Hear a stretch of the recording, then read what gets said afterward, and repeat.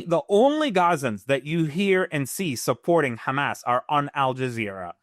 And Al Jazeera does this puff piece right now, and it says 69% are against disarmament. Imagine if somebody goes into North Korea and starts asking questions. What do you think of Kim Jong-un? What do you think of the regime? Do you want to take away the nuclear weapons of Kim Jong-un? I mean, that really is what it's like. Or if you go into Russia, or if you go into Belarus and ask about Lukashenko, let's clarify one thing. People overwhelmingly oppose Hamas and they want the war to stop. They want the terror to stop. Do they blame Israel along with Hamas for their suffering? Yes. Are they Zionists? No. There's tiers of them. Some of them, they want to go back to working in Israel. Some of them, they just want to leave Gaza. Some of them, they think Israel's gone insane. Some of them, they believe there could maybe, hopefully, be peace with Israel. Some of them are kind of suspicious of Israel. So, like, they're not, just because they oppose Hamas doesn't mean they're pro-Israel or that they're yet pro-peace in the classical notions that you and I believe.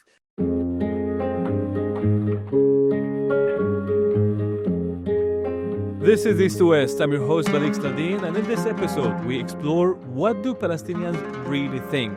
How did the war affect their views of Israel, Hamas, Qatar, etc.?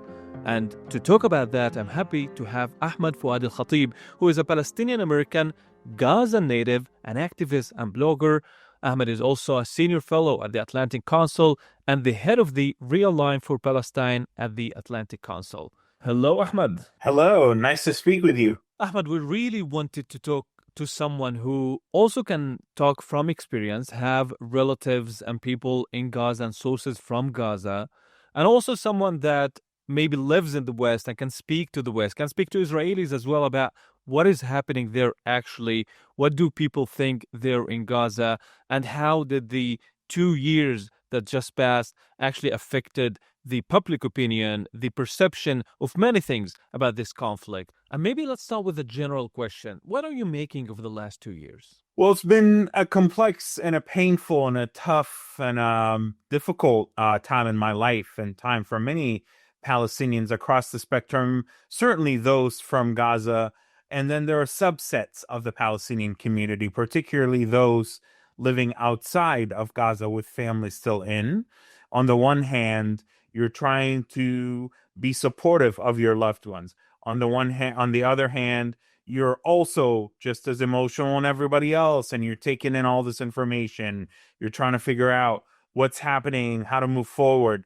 Then you have all this external stimuli and inputs and feedback from the pro-Palestine community, from the media, from the pro-Israel community, from journalists, from activists, and you're trying to navigate it in a way that's protects your family, is true to you, and then responds to your surrounding environment.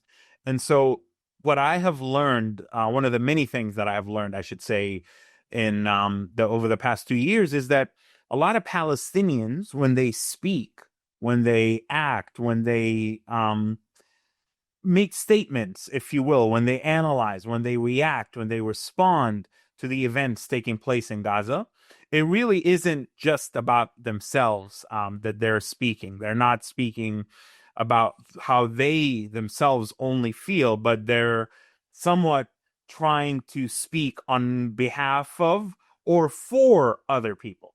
There's pressure from the activist class, the Palestinians, the Arabs, the Muslims in the diaspora, who are all united in saying this is terrible, this is a genocide, we have to stay together, it doesn't matter if Hamas is horrible, we have to stay with our people. Then you have people in Gaza that are saying this is horrendous, we don't have any money, we're trying to survive. Some of them are saying we despise Hamas, but we can't say so. Some of them are saying we just want to escape. And then you have Palestinians that despise Hamas, but worry about saying so publicly as if that signals that they're on the side of Israel. I decided that I want, for me personally, to speak for myself, to be authentic for myself. I do not want to speak for all Palestinians. I do not want to speak for what the pro-Palestine community wants to speak and say. I care about my family. I lost a bunch of my extended family members in this war. I care about what happens to my people, but I have privilege as an American, as someone who grew up there and now has American citizenship, to be authentic to who I am. And that has been liberating for myself, but also incredibly difficult and costly to navigate. As much as I believe that there is a power imbalance between Israelis and Palestinians, and ultimately Israel being a much more superior, powerful party that holds and wields all the power, I very much so believe that within this imbalance exists plenty of space for Palestinian agency and accountability and responsibility. But by the way, I say that not to blame Palestinians or to blame the victims. I love my people. I care about my people. I am proud to be a Palestinian. I am not self-hating. I am very, to me, I want to empower the Palestinian people. That, to me, the first step to self-empowerment is to acknowledge the capacity for agency and responsibility. The other thing is that it can be very lonely to say things that are true, other Mhm. people know is true, but they choose not to focus on them because that may somehow be seen as justifying the war or justifying violence or justifying Israel doing one, two, three, four, five. I'm sensing there that you are saying that the current tactics and rhetoric that we're hearing from pro-Palestinians and people also that do support the Palestinians genuinely is not effective. And you're saying that as someone who is originally from Gaza. So what's your message to those pro-Palestinians? I assume they want peace, they want better living for Gazans. What do you think they should change about their rhetoric, tactics, maybe messaging in general? I look at the example of the state of Israel and how the Zionist community, for example, built the state of Israel, from and the diaspora Jewish community built effectively the state of Israel. And similarly, our people in Gaza, in the West Bank, they're tired, they're exhausted, they're under the rule of Hamas, they're experiencing life under the daily, the military occupation in the West Bank, they're experiencing the economic hardships. It's hard for the people in the land to step back and think strategically and develop kind of a new approach to how are we going to best serve our interests. So to me, this is where the role of the diaspora and the Western-based pro-Palestine community and the Arabs and the Muslims comes in, to be good custodians of the cause, to help our people, our disadvantaged people in the land, to realize that actually we've been trying for decades the armed resistance path, and it has gotten more of our people killed, more of our lands lost. We've tried it under the pan-Arabism of Abdel Nasser, secularism of the PLO, Marxism and communism of the PFLP and the Soviet-inspired movements. We've been trying it now with the Hamas's Islamism for the last 3 decades. And different ideologies, but the same consistent outcome. So, no, we should not be doing the same thing over and over. And instead of being the helping hand, the diaspora communities have been effectively pouring more fuel on the fire and saying and using academic theories and the far leftist theories.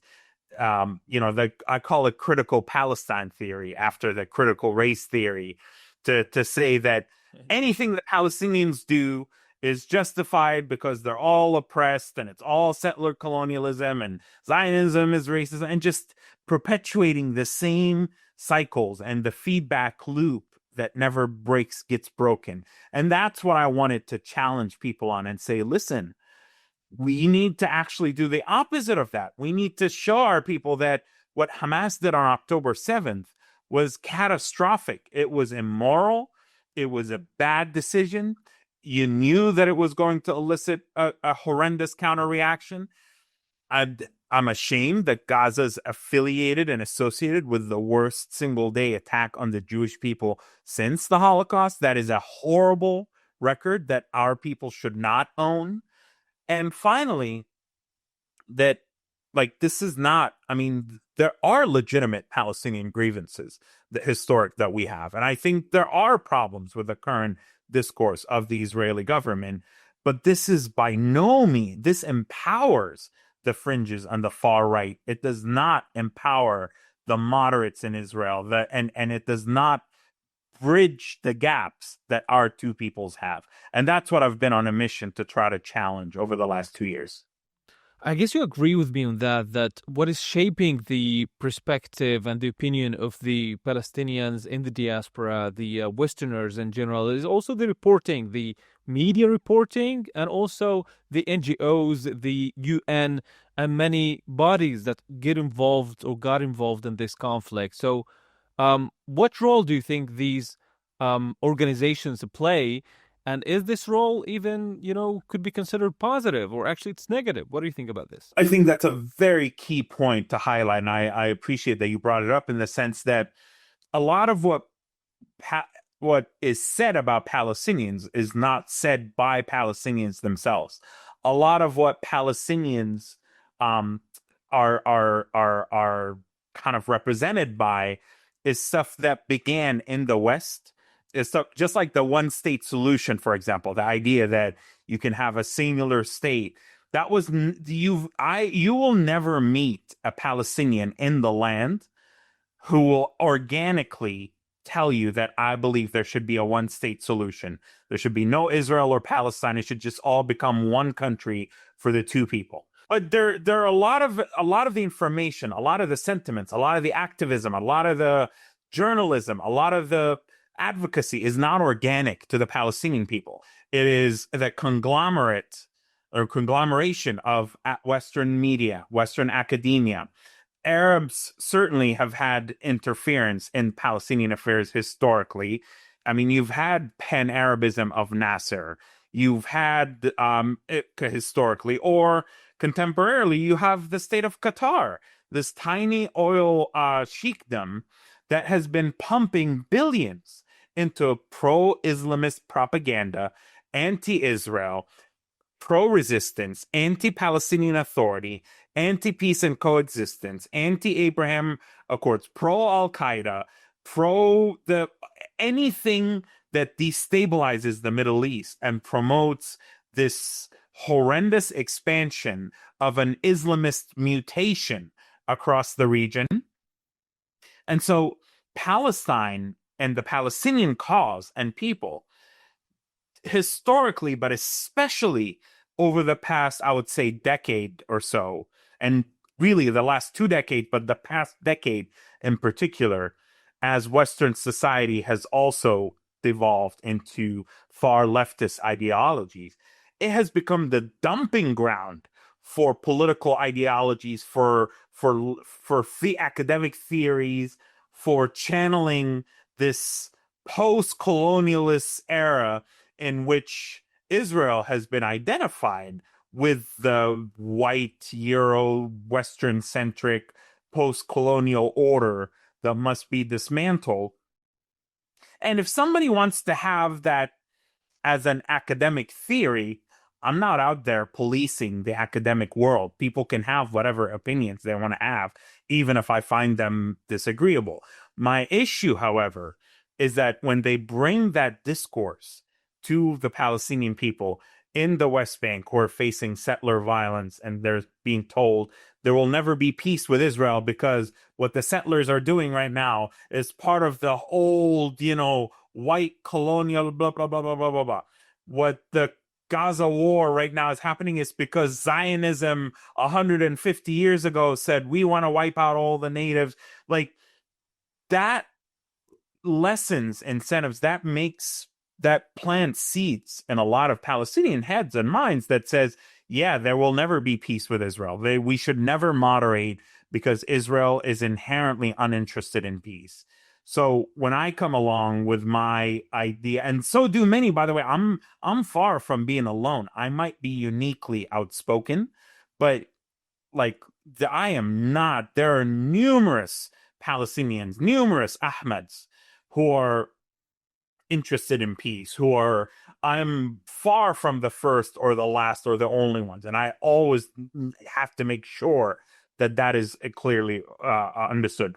But when those of us who believe in radical pragmatism and practical policy making and really in moderation come along and try to promulgate these new ideas, the competition has already, which has abundantly more resources, more access to media, more bodies to throw at this, has already beaten us with an influx of ideological just garbage, really, that makes peace that much more difficult. So that's something that I've struggled, is having non-Palestinians speak over Palestinians for 2 years and tell us that Hamas is resistance, Hamas is wonderful, Hamas represents the Palestinian people, Hamas is doing this exactly because this is right, because Israel 1, 2, 3, 4. And then finally, saying that, oh yeah, well, Hamas is deeply popular in Gaza when they've never set foot in Gaza, when they don't know anything about Gaza. And then you end up even with the doctors, the good people, man, that go into Gaza during the war. And they will challenge me and get upset with me when I speak of Hamas is hiding in hospitals. Hamas is using Palestinians as civilian as human shields. And they were like, well, I didn't see that. To them, they expect that Hamas is going to be wearing full military uniforms and marching around in hospitals. Like, and then you try to give and take, but then they get platformed by the New York Times and Mehdi Hassan and Al Jazeera and The Guardian. And then I try to compete for for eyes, for ears.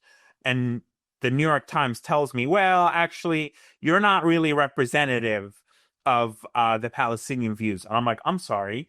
You're a lot of, and ironically, a lot of these editors, they're Jewish editors at the New York Times. They're not even Palestinians. So we're in this bizarre fate, and I have no problem with them being Jewish, by the way. I'm just saying it is ironic that liberal, left-leaning Jewish editors have created an archetype of what a Palestinian opinion is and what a Palestinian from Gaza should and would say, such that, well, someone like me is considered you're anti-Hamas, you're pro-peace. You're totally right about this. People from the outside wouldn't actually know what is actually happening, and they shape their opinion according to what they're getting from the different channels that they get the information from. But according to many polls, also inside Gaza, maybe among Palestinians as a whole, and we're talking here about Palestinian research institutions that say that actually the majority of the Gazans still believe that Hamas should keep their arms, or maybe that they do still think that October 7th was the rightful decision. Do you trust these things? What you are hearing from the people that you talk to in Gaza, is this actually real, that those are the numbers? Certainly, certainly. So I've spoken about this ad nauseum, and there are multiple threats that enter, but I stand by what I have said, that the majority of the people of Gaza are vehemently against Hamas. They're against it because of the consequences of October 7th. They're against it because of the waste of the last 20 years since the disengagement in 2005. I left 1 month before the disengagement, and I was supposed to come back the next year, and I haven't been able to go back since because of Hamas's abduction of Gilad Shalit, a young Israeli soldier, and all that followed. The Gazan people are looking at Hamas's failures, not just through the prism of the last 2 years, but through the prism of the last 2 decades. They are thinking that tens of billions of dollars, tens of thousands of lives have been squandered for absolutely nothing, for no gain, for no discernible benefit whatsoever. And so you cannot be somebody who's standing in line at a dirty bathroom, or who's in a tent, or who lost your loved ones, or lost your money, or lost your family, or lost everything, lost your business, lost your livelihood, and sitting there and saying, wow, October 7th really was a good idea. October 7th really was a solid choice. October 7 was a good choice. It brought back, because guess what? Since the ceasefire a month ago, we're coming up on exactly a month ago, the pro-Palestine people, they've dispersed. Khalas. They're gone. They're moving on to the next group of brown people to save. Now they got Mamdani in New York, and they're going to be busy with all of that and getting socialism in America, and all that entails. Now they're moving on, bro. They got better things to do. So the Palestinian people in Gaza are left holding the bag. So this pollster, in my opinion, has been deeply discrediting, is deeply dishonest. And I'm not personalizing this against him per se. Khalil Shkaki was ironically, the brother of Fathi Shkaki, the founder of Islamic Jihad. He, for the longest time, was seen as being a professional and a respectful pollster. But he has had a stubborn insistence on carrying out polls in Gaza during wartime when Hamas itself would manipulate these results. Their counterintelligence and secret police intelligence people would follow around, and they know who the staff are. They knew when these polls were conducted. And the IDF, the Israeli military itself, and I wrote a paper in support of what the IDF was saying a year ago in August of 2024, found documents in tunnels and throughout Gaza that showed how Hamas was systematically manipulating these results to hyperinflate, not just inflate by a little bit, hyperinflate the results. And all the numbers are there. Times of Israel, Jerusalem Post. I did a piece for the Dispatch. The numbers are all there.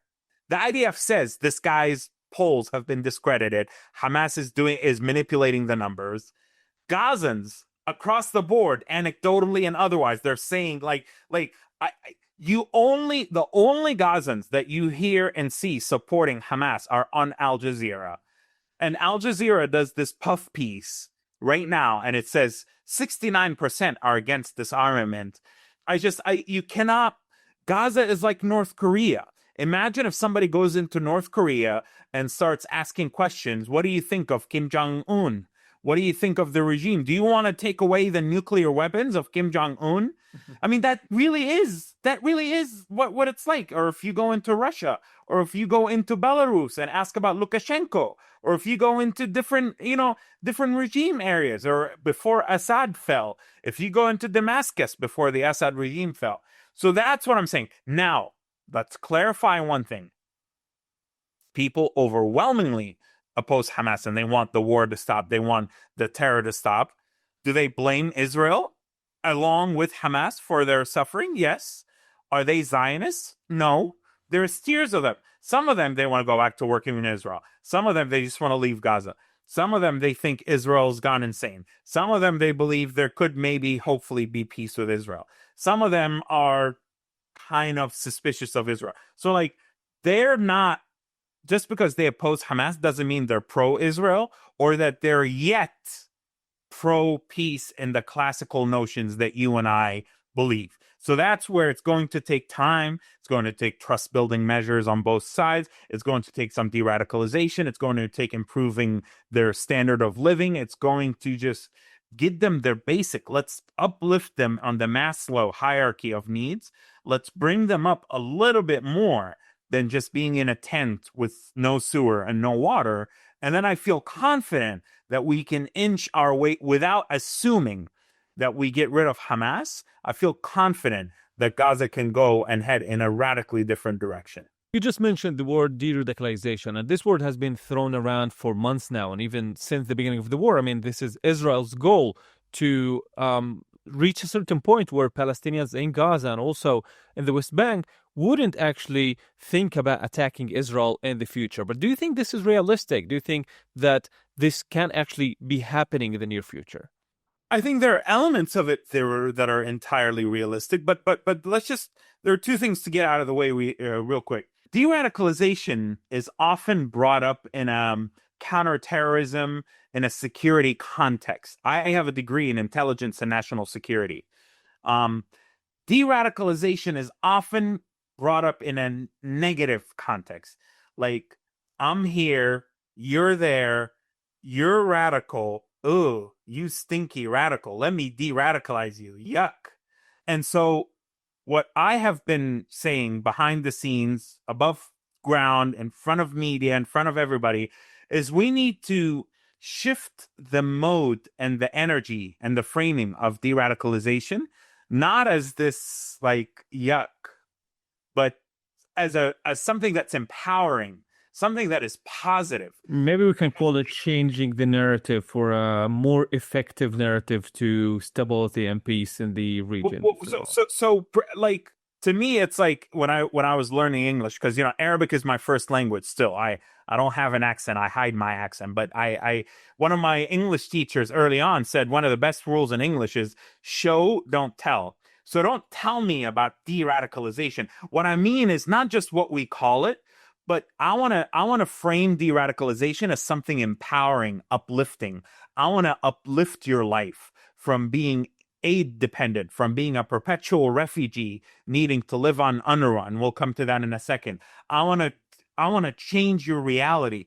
I want to empower you with tools that you can make choices in your life so that you don't have to work as a digger for a tunnel and for Hamas for 100 shekels a day, so that you don't have to just to get a fancy degree and then end up working in construction. Nothing wrong with working in construction, but I'm just saying, I want to give you options so that you feel that there's a better future.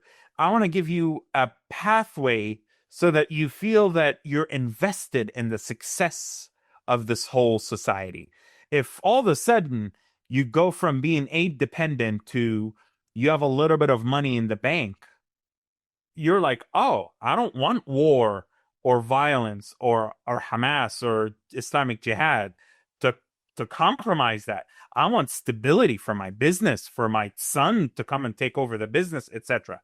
So that's the framing with de-radicalization. And I think both as an economic empowerment, as a social empowerment, something that you can infuse in de-radicalization the value of human life, human rights, women's rights, and of course the issue of education, because we have no shortage of education in Gaza.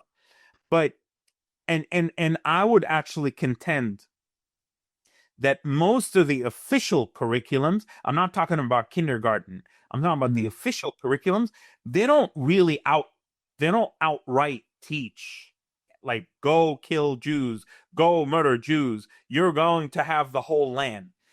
But it's the education. Is it really like this? Because in Israel, this is the belief that people in Gaza, in their math questions, they were asked, if you have 5 bullets and you have 5 Jews, how many Jews can you kill, or something like this?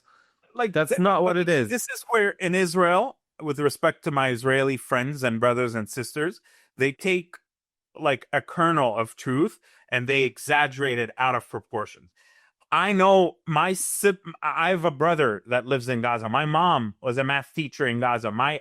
I know that the official from first grade through 12th grade official curriculum does not have explicit calls for violence and jihad and whatever. The kindergartens that are private schools, and some private schools, they can have supplementary materials and their own curriculums. Some of that can have some terrible materials. The editorializing, so it's kind of like, here's the lesson plan. Then the teacher comes into class and teaches something that is entirely separate from the lesson plan. So it's accountability for the teachers. It's accountability to teach what's in the subject, the subject itself. And then there are some surgical items where you can remove specific bits and pieces and references that the totality of which will really tighten this up. So I have spoken to some of the world's premier experts, and because I'm very interested in education. And in the education piece, I'm not an educator myself. But what is needed to really make some serious reforms is to surgically remove specific bits and pieces, lines and pieces. But the issue isn't the curriculum. It's the teachers and what they say. It's accountability. It's supplementary materials that are outside the framework of the official Ministry of Education. And then finally, it is kind of the ethos of the society and of the subjects. It's like if I had my way, for example, I would introduce a new subject, and call it human rights. I would introduce a new subject and call it peace among nations. And you cannot, and we've talked to the UAE, the Emirati context is very different than the Gaza context. The Emiratis, they're not comfortable with the idea of them just parachuting into Gaza and fixing the problems, because that's not going to happen. Also, what they've said to us is that you need a long time to change the curriculum. It doesn't happen overnight. So that's where you do three things. First is you kind of just restore, for a place like Gaza. School needs to be therapy for people because they're all traumatized. They're all have just been out of school for a while. You need to rebuild the schools, blah, blah, blah. So it's going to take, 2 to 5 years just to get things back in place. Second is you can surgically remove specific bits and pieces of the curriculum to where it's very minute, and it's because you can't force it upon the population too quickly, too sudden, or they won't accept it. So change it slowly. And then finally, she said, the Minister of Education and others in the UAE and other global experts as well have said that you start slowly changing it to where peace, tolerance, coexistence is framed as something that's positive. You slowly inject it to where it's subtle. You give them stories from the Quran, from the Hadith, from Islam about how peace is integral to our faith. Then you give them stories about how the Arab culture is all about hospitality and being friendly to the foreign and the outsider, the rejection of violence, and how the modern world is a marketplace of ideas. So you infuse those different ideas, and then boom, you achieve what I spoke about earlier, which is the packaging of de-radicalization as a tool for empowerment. And you do it subtly, and before you know it, you've slowly, of course, simultaneous with that, you're countering some unhelpful ideas. You're countering violent notions that are being said. So it can absolutely happen. If Hamas is out of the picture, if you need some courageous willingness to introduce some new subjects that can teach tolerance, peace, human rights, women's rights. And if you can infuse that alongside with the improvements in their daily living and circumstances, then I believe that the agenda for de-radicalization will happen in phases, and it will absolutely be successful. Ahmed Fouad Alkhatib, thank you for all of these information that you just given us and shared with us. The insights here are valuable because we're lacking having someone from Gaza, having people in Gaza that can tell us what people actually think there. Thank you so much for your time, and probably we'll have soon also another episode and maybe speak Arabic as well for the Arabic audience. Thank you for speaking with me.